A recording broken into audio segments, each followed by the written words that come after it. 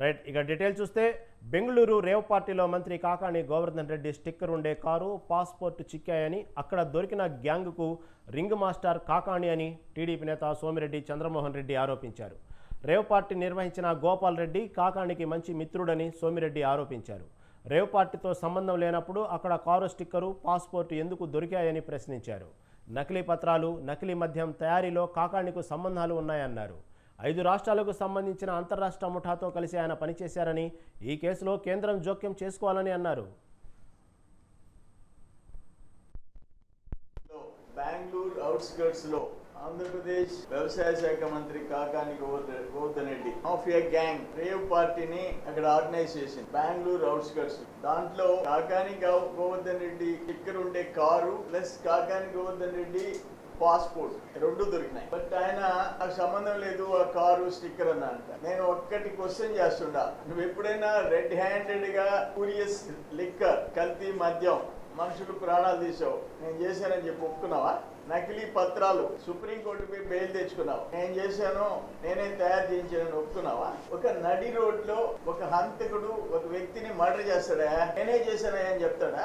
చెప్పడుగా. ఎన్ని డ్రామాలు కట్టిపెట్టు. ఈ గత చరిత్ర 2014లో నువ్వు కల్తీ మద్యానికి 7 మంది బలైపోయినా, దాంట్లో నీ తోటి ముద్దాయిలు ఒక్క బెంగళూరు నుంచి drug mafia, red sandal mafia, liquor mafia ఈ తోటి ముద్దాయిలు. ఈ charge sheet file in 2016 4 charge షీట్లు. అన్నిట్లో రాజేంద్ర నిర్మల్ కుమార్ శ్రీనగర్ బెంగళూరు, ఎస్ఎన్ సంతోష్ ఈ నలుగురు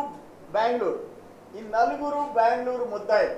ఇప్పుడు అక్కడ జరిగింది కొకైన్ అండ్ డ్రగ్స్. ఆ రేవ్ పార్టీలో ఏం దొరికినాయి? అనేక మంది అమ్మాయిలు, అబ్బాయిలు ప్లస్ తమరి కారు, తమరి పాస్పోర్టు, అందరూ డ్రగ్ మాఫియా. కామసాని గోపాలకృష్ణ స్వామి అలియాస్ అప్పు 2015 at GGH Kakinada government general hospital Kakinada while undergoing prevention detention. Bengaluru rave పార్టీలో మంత్రి కాకాణి పేరుతో ఉన్న కారు స్టిక్కర్ లభించడంపై ఆయన క్లారిటీ ఇచ్చారు. తన ఆధ్వర్యంలో రేవ్ పార్టీ జరిగిందని సోమిరెడ్డి చంద్రమోహన్ రెడ్డి ఆరోపించడాన్ని తప్పుపట్టారు. పార్టీలో తనకు సంబంధించిన వాళ్ళు ఉన్నారని నిరూపించాలంటూ సవాల్ విసిరారు. ఎలాంటి ఆధారాలు లేకుండా తప్పుడు ఆరోపణలు చేస్తున్నారని కాకాణి ఆగ్రహం వ్యక్తం చేశారు. పార్టీల గురించి నువ్వు మాట్లాడుతున్నావు, నువ్వు ఛాలెంజ్ స్వీకరించడానికి సిద్ధంగా ఉంటే ఈరోజే నువ్వేదో పాస్పోర్ట్ గురించి మాట్లాడావు. నీ దగ్గర నా పాస్పోర్ట్ ఎక్కడుందో తీసుకొచ్చి పెట్టు. ఈరోజు నా పాస్పోర్ట్ ఎక్కడుందో అనేటువంటిది లైవ్లో నెల్లూరులో నా ఇంట్లో నా దగ్గర ఉన్నటువంటి పిఏ మీడియాకి చూపించాడు. ఈరోజు ఇదిగో నా పాస్పోర్ట్ ఇక్కడ ఉంది అని. కాబట్టి నా పాస్పోర్ట్ ఉంది అనేటువంటిది మీడియా సాక్ష్యం.